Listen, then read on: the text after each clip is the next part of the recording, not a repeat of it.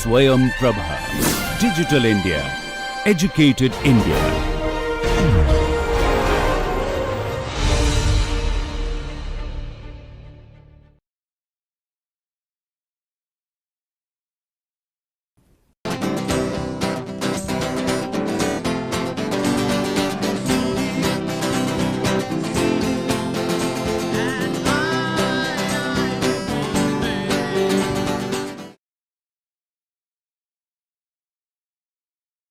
In these lectures, I am going to discuss about representations.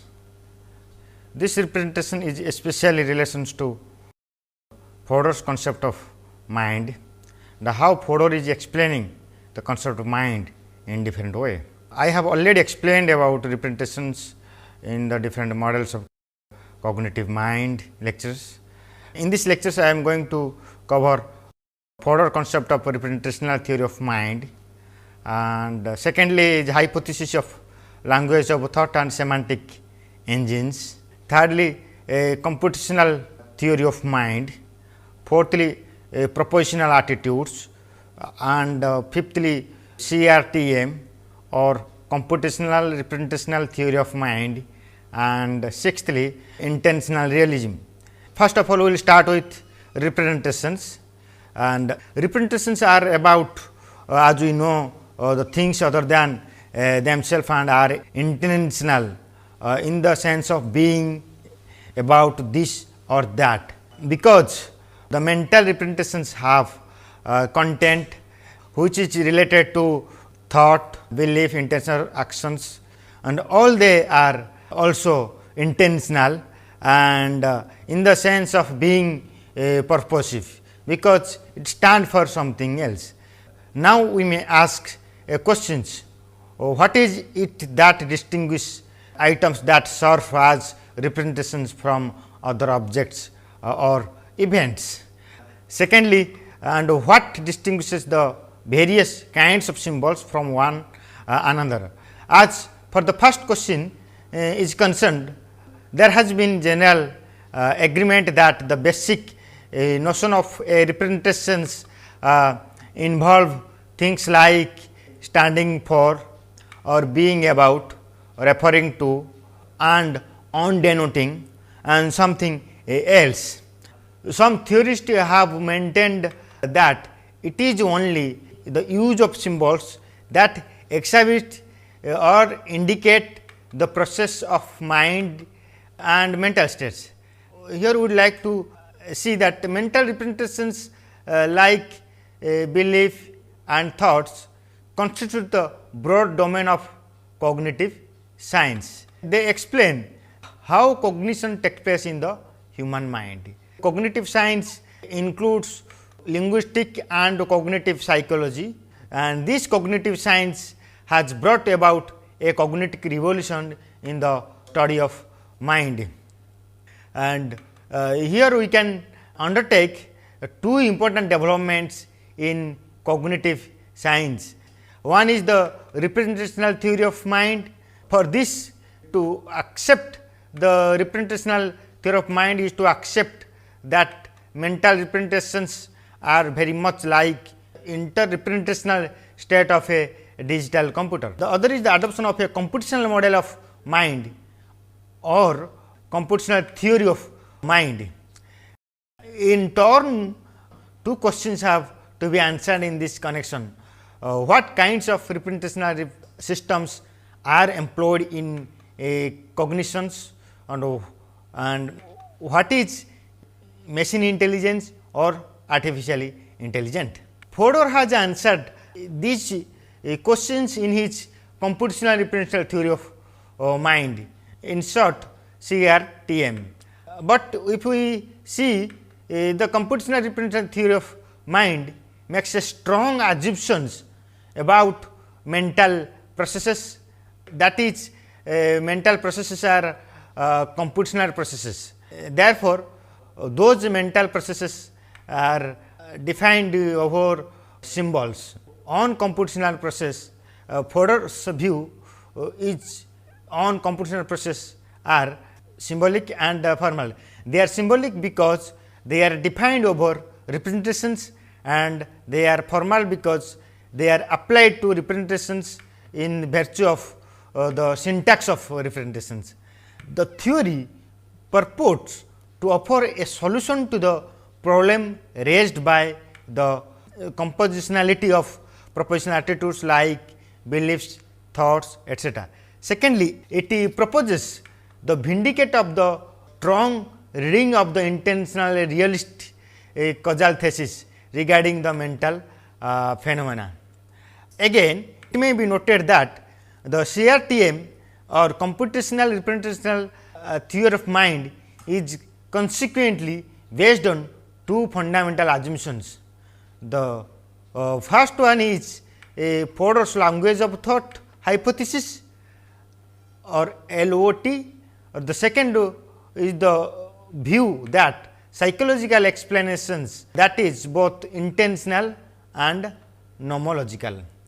First, we have to see the representational theory of mind shows that any propositional attitudes such as belief, desire, doubts, etc. is literally a computational relations between an organism and some formula in the internal code of that organisms. Here Fodor states that to believe that such kind of things exist, to have a mental symbols, that means that such and such token in your head in the certain ways, and it is to have such a token in your belief box, he said. And he said that even if whenever we are believing or something, some kind of mental activities, those activities are existing in our belief box. It is in virtue of this system for representing and processing informations that mental states are related causally to one another.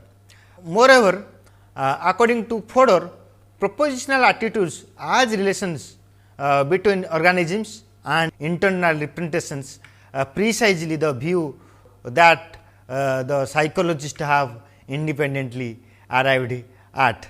By providing a relational treatment of the propositional attitude, it is possible to state how they are content full. For the relational treatment, propositional attitudes are dyadic relations and are the internal mental representations. The belief ascriptions statements are true only if the organism stands in believed relation to the representational contents. Firstly, it is naturally believable that propositional attitudes are relations. For example, when John believes in something, it seems that John stands in relation to something that is the object of the belief. Here John's belief and the objective belief, which is like stand to one to another. And secondly, existential generalization applies to the verb propositional attitudes. For example, if John believes it is raining, then we can undoubtedly say that there is something that John believes, which shows that the belief is a relation between John and something that he believes. Fodor is realistic about intentionality and propositional attitudes. The main point of his theory of intentionality is that intentionality is primary and is originally a real feature in the brain. Language is intentional only in the secondary sense, not in the primary sense. And therefore, intentional is the primary and language is the secondary. And this language intentional only in so far as some of the sentences which are uttered in our natural languages, and describes the real feature of the mind of the oneself or others. It is the fact that which helps us in generating our natural language and also special vocabulary in language that involves employment of verbs operating over a propositional content. For example, if we said that John decided to stay at the bus stop rather than make a run to the local police stations, because he believed that certain things had certain desires, came up with a certain evaluative decisions. Then we are describing a series of real processes in John's brain, which involve computational operations over propositional contents. Here John really has represented to himself the possible behavior scenario that we should stay at the bus stop and that we should run from to the local police stations. He has also represented to himself a wave of more general beliefs and desires, which he has correlated up with these two behavioral scenario and which make these behavioral scenario relevant and plausible and sensible solution to his problems.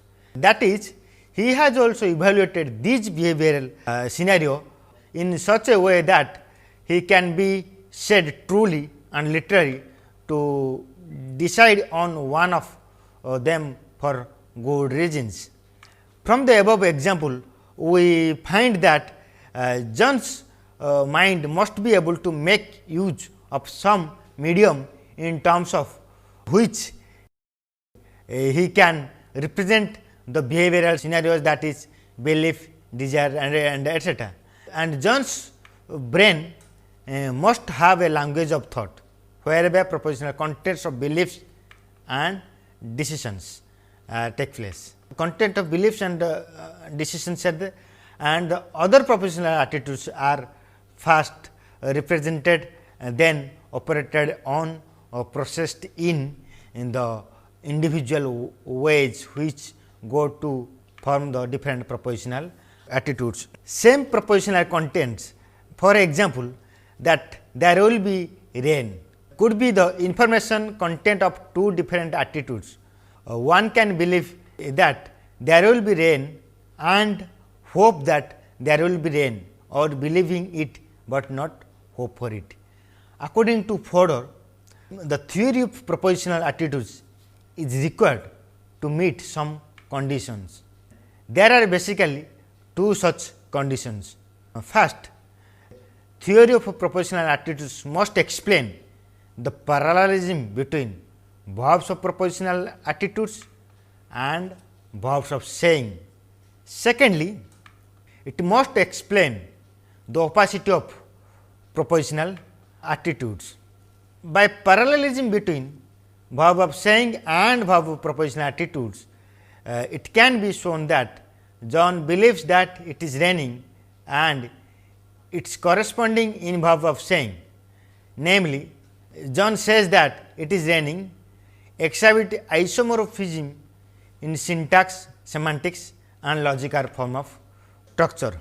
The opacity of propositional attitudes is a complex phenomenon understood in terms of the following three characteristics.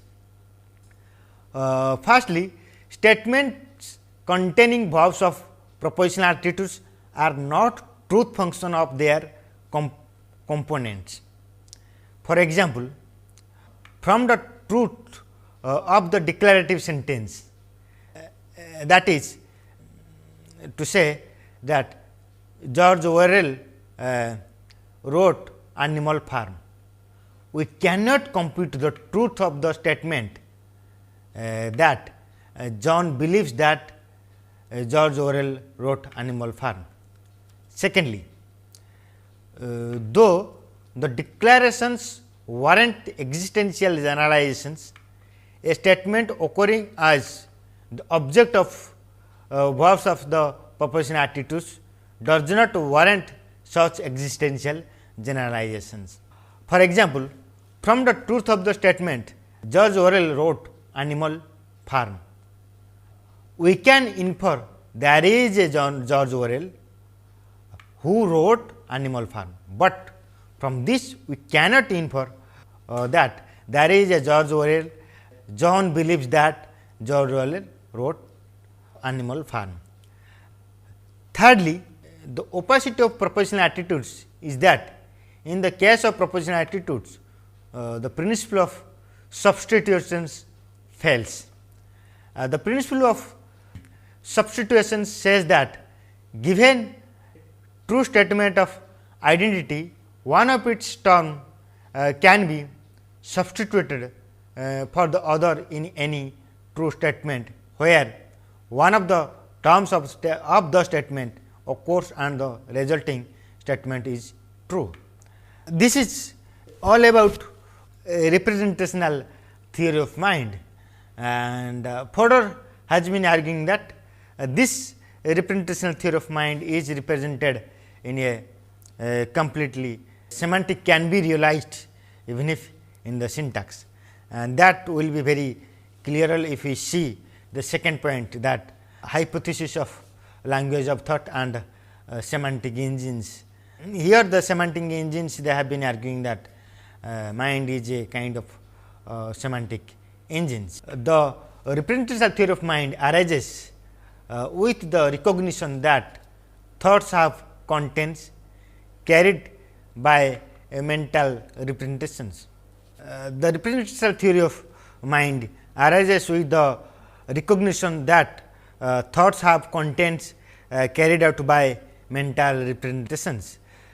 For example, John believes that snow is white. Here John's mental representations or thought has the mental content, that is snow is white. As we know that there are different kinds of representations such as pictures, maps and many other pictorial forms, which is referring to something. Even if a road signals, whenever we are traveling somewhere else, and that signal stand for something, whether curve is there, whether down is there, whether the road is up is there, and this kind of signals are everywhere in the existing, and those things are stand for something which are referring to something. In this case, we are talking about only mental representations. Sententialism distinguishes itself as a version of representationalism by positing that mental representations are themselves linguistic expressions within a language of thought. And moreover, if we on the other hand, if we see some sententialists point out that the language of thought is just the thinker's spoken language, which is internalized, and other identify the language of thought with the mentality, that is an unarticulated and internal language in which the computation occur. Therefore, the internalized language is which is unarticulated, and mentality are unarticulated internalized language, which is not existing in the written form, which is existing in our brain only, according to Fodor. Particular belief may be true or false. Beliefs are relations to mental representations, and then belief must have seen relation to representations that have truth values among their semantic properties. And if sententialism says that mental representations have truth values, we could really account for the true valuation of mental representations. And here belief plays a central part in reasoning, as we can say that reasoning is a process that attempts to secure new beliefs by exploiting beliefs, and reasoning, all this reasoning would preserve the truth belief by being the manipulation of truth value sentential representations according to the rules.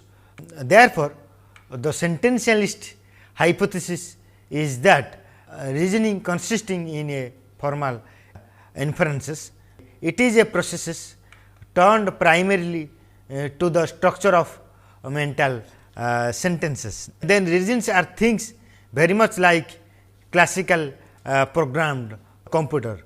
Why it is like classical program computer? Because which is are existing in the formal inferences, which are mental sentences according to Fodor. And again Fodor also says that he has been arguing that this thinking is one kind of mechanically, it is a kind of thinking is a systematic and productive. How this thinking process is systematic and productive, now we have to see that. For example, John believes that whether William is taller than Russell, and this implies that John is capable of considering that Russell is shorter than William. More clearly, the fact that John can have some thought entails that he can have certain other semantically related thoughts. Now, the question is, how is this semanticity possible? Because the semanticity is very difficult to explain in a systematic way. Believes that any kind of semantic system is there in the human brain, is a one kind of semanticity, and semantic is there already in the human brain. Whenever we are explaining something and we understand that and we produce the secondary activities. This will be very clear if we see this example. Suppose that John thought that William is taller than Russell's, involves the registration of Williams is taller than Russell, and here the first sentence is creating the second sentence, which is productive as well as systematic also. This kind of sentences, Fodor says that this mentalist sentences is itself a complex representations containing simpler representations. As complex mental representations says that mental sentences results from processes ultimately defined on mental words and expressions. Therefore, if John can produce William is taller than Russell, he must access to Williams Russell and is taller than. And if he has these mental representations, then he is capable of producing Russell is shorter than William.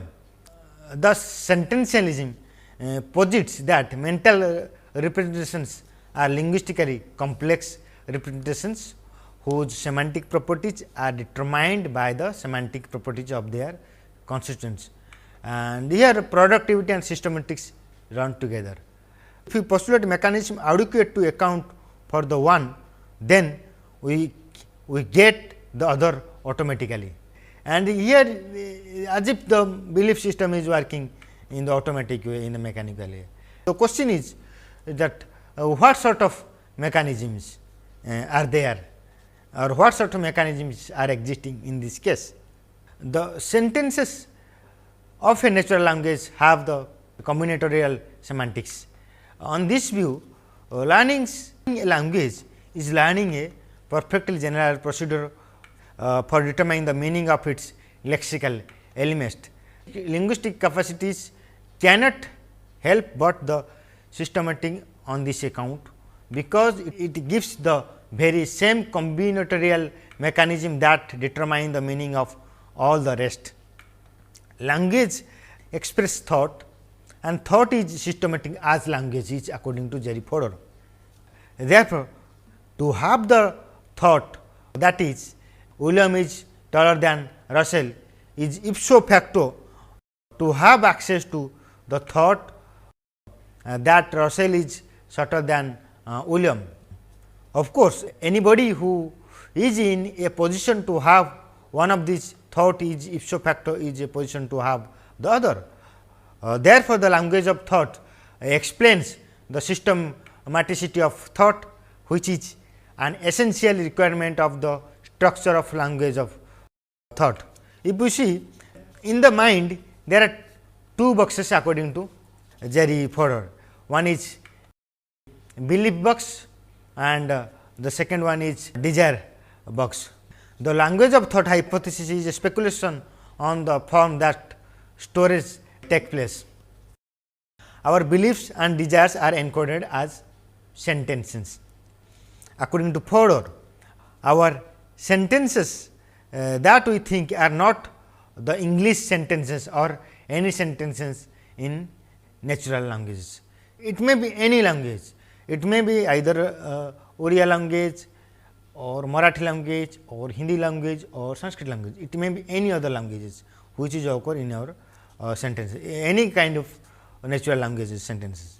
And our thinking occurs in a special languages according to Jerry Fodor, and that language called as mentalese. And mentalese is organized into words and sentences, and according to him mentalese words are concepts and mentalese sentences are thoughts.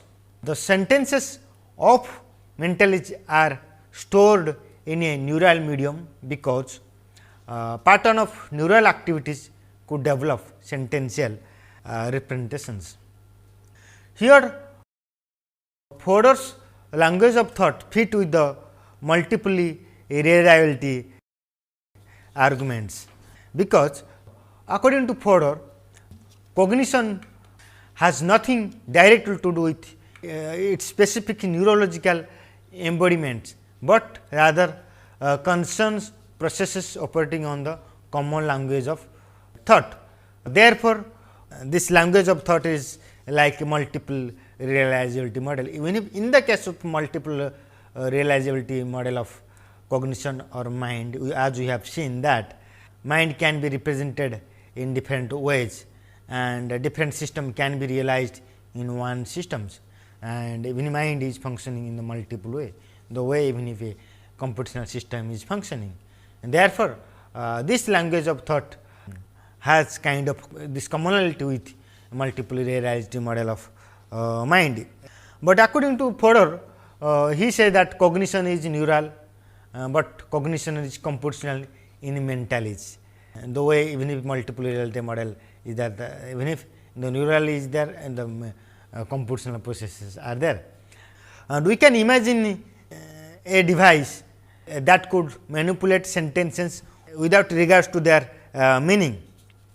Such kind of devices according to Hogland is semantic engines, and this device would perfectly mimic the performance of a native speaker, but would do without relying as a native speaker would do on the meaning of the same manipulated sentences. And here Hogland trying to argue that mind is a kind of machines, and even if machine is functioning syntactical way, but semantic is there, because this semanticity is there. The way mind is, for them human mind is like a semantic engines, and that semanticity is possibilities are there according to Hogland. Those sentences may express in the propositions, but the device cares only about their shapes, that is syntax. In this way, Hogland says that if you take care of syntax, semantic will take care of itself. Now, the question is such a device possible? According to Hogland, not only semantic engines possible, but they are exist. An ordinary computing machine is a semantic engine according to them. We design and program computers so that they manipulate symbols in accordance with purely syntactical rules.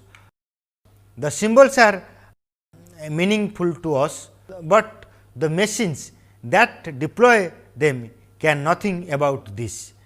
They operate uninterpreted symbols, but in a way they honor semantic constraints. And the question is now, how can syntax, they have been arguing that even if there is a close relationship between syntax and semantics, Now, the question is how can syntax mirror the semantic? According to them, the formal logic is the best example for this syntax semantic relationship. So, for example, if P then Q, P therefore Q.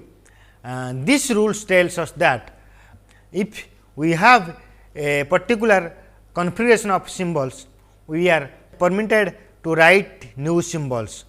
Here, what is significant about the modus ponens rules is that it is formulated and deployed without regard to semantics, but the rules make sense, that is to say they conform to the semantics of inference.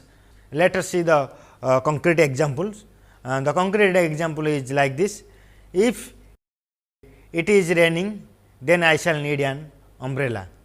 Then P stand for it is raining and Q stand for I shall need an umbrella. P it is raining, therefore, I shall need an umbrella. Thus, according to them, from this concrete examples, from this modus ponens rules, they said that formal logic mirrors this kind of semantic knowledge in rules, and the application of which require no semantic knowledge. The question is, what has this to do with minds? With this modus ponens example, to explain the human mind, by supposing that minds manipulate mental representations, we need sentences in the language of thought, and if mind manipulates sentences, then this question would seem to require a sentences under standard. Some component of that mind inputs the symbols, and another job of the mind is to understand sentences in the language of thought and the language of thought. And against this background, it is easier to apply the notion of semantic engines. As we have already mentioned that a semantic engine is a device that performs symbol operations in a way that reflects semantic relations holding among those symbols, but does so exclusively by syntactic principles. We get the semantic, it is because of the syntactic principles. In the same way, we can also suppose that mind contains mechanisms which understand the meanings of these representations, and therefore, if the mind is a semantic engine is realized by the brain.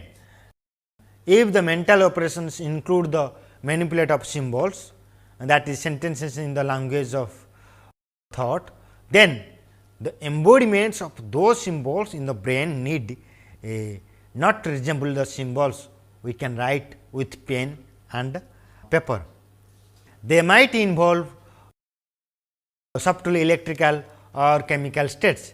If there is a language of thought, its sentences are invisible from the point of view of observer examining the microstructure of a brain. Therefore, it is very difficult to observer examine the representational theory of mind from this microstructure point, because which is internal, which is existing in the invisible way, and it is invisible to the observer knowing about the mind, and that which is actually existing in the microstructure of a brain. Now, we have to see the computational theory of mind. It states that human mental processes are computational processes. The theory of computation has is very important. The basic background of this theory of computation become more popular if you see after the publications of Alan Turing's famous article on computing machinery and intelligence. And Turing thesis states that minds have intelligence provided to be a strong support of the computational theory of mind. A Turing machine is said to be a program in abstract symbolism. Although we have seen in the different cognitive model of mind, there I have briefly explained what is this computational theory of mind. We will be explaining very largely in relation to how this computational theory of mind plays important role in philosophy of mind, especially in the contemporary issues in philosophy of mind and cognitions, because which is the one of the most important and scientific explanation of the computational thesis of mind.